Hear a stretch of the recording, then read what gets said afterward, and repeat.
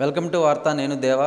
BRS అధినేత మాజీ ముఖ్యమంత్రి కేసీఆర్ అధ్యక్షతన అయితే కనుక ఎర్రవల్లి నివాసంలో జూబ్లీహిల్స్ ఉప ఎన్నికకు సంబంధించి సన్నాహక సమావేశం అయితే నిర్వహించారు. అంటే దాదాపు మధ్యాహ్నం 12 గంటల నుంచి 2 గంటల మధ్యలో అటువైపు బీఆర్ఎస్కు సంబంధించి మాజీ ఎమ్మెల్యేలు, మాజీ మంత్రులు, ప్రస్తుత ఎమ్మెల్యేలు, మాజీ ఎమ్మెల్సీలు, ప్రస్తుత ఎమ్మెల్సీలు, మాజీ కార్పొరేషన్ చైర్మన్లు వీరందరూ కూడా ఒక్కొక్కరిగా ఎర్రవల్లి నివాసానికి అయితే చేరుకున్నారు. అనంతరం మధ్యాహ్నం 2 గంటల సమయానికైతే మాత్రం BRS party working president KTR కూడా ఎర్రవల్లి నివాసానికి చేరుకున్నారు. అనంతరం వీరందరితో కూడా దాదాపు 2 గంటలకు పైగా కూడా సన్నాహక సమావేశం అయితే జరిగింది. ఈ సమావేశంలో కేసీఆర్ బీఆర్ఎస్ పార్టీ అభ్యర్థి మాగంటి సునీత గెలుపు దిశగా అయితే మాత్రం అటువైపు పార్టీ నేతలకు అలాగే ముఖ్య నేతలకు మాజీ మంత్రులకు అయితే మాత్రం దిశానిర్దేశం చేశారు. అంటే వ్యూహాలు, ఎత్తుగడలు, కార్యాచరణకు సంబంధించి అటువైపు సమీక్షా సమావేశం కూడా నిర్వహించారు. దాదాపు 2.5 గంటలకు పైగా ఈ సమావేశం జరిగింది. అంటే ఆల్మోస్ట్ ప్రజలందరూ కూడా బీఆర్ఎస్ పార్టీ అభ్యర్థి మాగంటి సునీత గెలిపే ఖాయంగా అయితే ప్రజలు ఉన్నారని, కాకపోతే మాత్రం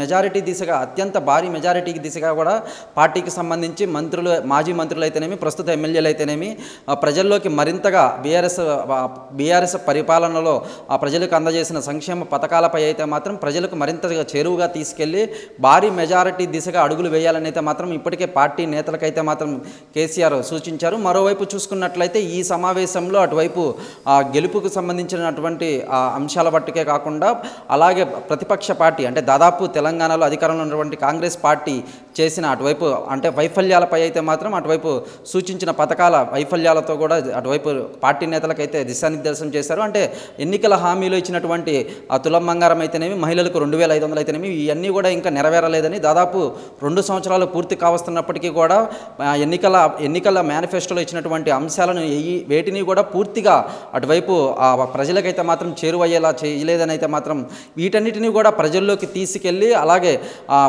కాంగ్రెస్ పార్టీ అభ్యర్థి ఒక రౌడీ షీటర్ కుటుంబానికి సంబంధించిన వ్యక్తిని పెట్టడంపై అయితే మాత్రం ఇప్పటికే ప్రజలు అసంతృప్తిగా ఉన్నారని, రౌడీ షీటర్ను రాజకీయాల్లోకి తీసుకువచ్చారని కూడా కేసీఆర్ అయితే ఆరోపించారు. అదే మొత్తం మీద కనుక మనం చూసుకున్నట్లయితే దాదాపు 3 గంటలకు పైగా కూడా ఈ సమావేశం కొనసాగుతూనే ఉంది. ఇప్పటికీ కూడా అంటే దాదాపు ఎర్రవల్లి నివాసంలో అటువైపు బీఆర్ఎస్ పార్టీకి సంబంధించి మాజీ మంత్రులు, ప్రస్తుత ఎమ్మెల్యేలు, మాజీ ఎమ్మెల్సీలు, మాజీ కార్పొరేషన్ చైర్మన్లు వీరందరూ కూడా ఈ సన్నాహక సమావేశంలో పాల్గొన్నారు. కేసీఆర్ చాలా వ్యూహాలకు సంబంధించి అంటే దాదాపు ఈ 18 రోజులు ఎంతో కీలకంగా ఉన్నాయని, ఈ జూబ్లీహిల్స్ గెలుపుకు దిశగానే అంటే గెలుపు ఆల్మోస్ట్ ఖాయమైపోయిందని, కాకపోతే ప్రజలు అత్యంత భారీ మెజారిటీ దిశగా కూడా ప్రజలు ఓటేయాలని కూడా ఇప్పటికే నేతలకైతే సూచించారు. అదేవిధంగా అంటే అటువైపు బీజేపీ తరపున లంకల దీపక్ రెడ్డి అయితేనేమి, కాంగ్రెస్ తరపున నవీన్ యాదవ్ అయితేనేమి, నవీన్ యాదవ్ ఒక రౌడీ షీటర్ కుటుంబానికి చెందినవారని, నవీన్ యాదవ్ను గెలిపిస్తే జూబ్లీహిల్స్ ప్రజలు ఖచ్చితంగా కూడా పశ్చాత్తాపపడకుండా ఉంటారని కూడా ఇప్పటికే అటువైపు కేసీఆర్ అయితే మాత్రం పార్టీ నేతలకైతే సూచించారు. అదేవిధంగా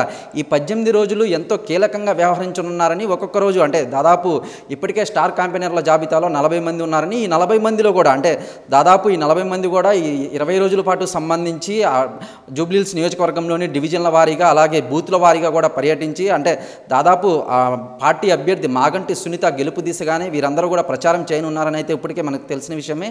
అంటే మొత్తం మీద కనుక చూసుకున్నట్లయితే ఈ యొక్క వ్యూహ రచన ఏ విధంగా ఉండబోతుంది, పార్టీకి సంబంధించి ఎత్తుగడలు అయితేనేమి, కార్యాచరణ అయితేనేమి వీటన్నిటిని కూడా కేసీఆర్ ఎంతో క్షుణ్ణంగా చాలా దిశానిర్దేశం అయితే చేస్తున్నారు. అంటే మొత్తం మీద కనుక మనం చూసుకున్నట్లయితే మాగంటి సునీత గోపీనాథ్కి ఇప్పటికే మాగంటి గోపీనాథ్ మొదటి భార్య కుమారుడు మాగంటి సునీత మీద ఇప్పటికే ఈసీకి ఫిర్యాదు చేసినప్పటికీ కూడా ఈసీ కూడా ఈ కుటుంబ కలహాలలో వేటిని కూడా పట్టించుకోమని ఇప్పటికే స్పష్టం చేశారు. అంటే మొత్తం మీద కనుక మాగంటి సునీత గెలిపే దిశగా అయితే మాత్రం ఈ పార్టీ యొక్క కార్యాచరణ అలాగే ఎత్తుగడల వ్యూహాలు రచించడంలో మాత్రం కేసీఆర్ రంగంలోకి దిగినట్లే తెలుస్తుంది. మరికొద్ది రోజుల్లోనే అంటే దాదాపు కేసీఆర్ రోడ్డు షో కూడా ఉండనుందని ఇప్పటికే పార్టీ నేతలు అయితే ప్రచారం చేస్తున్నారు. మొత్తం మీద కనుక మనం చూసుకున్నట్లయితే బీఆర్ఎస్ అభ్యర్థి మాగంటి సునీత గెలిపే దిశగా అయితే మాత్రం ఈ కార్యాచరణ రూపొందుతున్నట్టు తెలుస్తుంది. అంటే ఈ సన్నాహక సమావేశంలో మరీ ముఖ్యంగా మాజీ మంత్రి హరీష్ రావు అయితేనేమి, కేటీఆర్ అయితేనేమి, మాజీ మంత్రి జగదీష్ రెడ్డి అలాగే వేముల ప్రశాంత్ రెడ్డి, నిరంజన్ రెడ్డి వీరందరూ కూడా అంటే ఆల్మోస్ట్